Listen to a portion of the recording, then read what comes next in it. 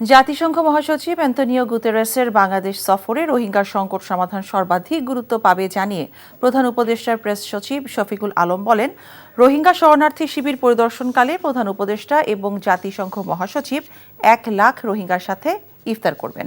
রাজধানীর foreign service একাডেমিতে নিয়মিত প্রেস ব্রিফিংয়ে তিনি আরও জানান, মাগুরায় ধর্ষণের শিকার শিশুর শারীরিক অবস্থার আরও অবনতি হয়েছে।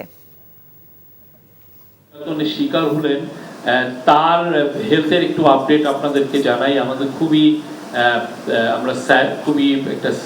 আমরা স্যাডলি হচ্ছে যে তার কন্ডিশন আরো ডিটোরিয়েট করেছে। আজকে তার সিজিএস মানে কমা level has come down to 3 from 4.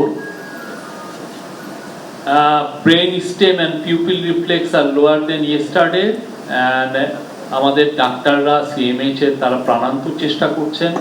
এই ঈদে জামা জুতো অ্যাক্সেসরিজের ডিসকাউন্ট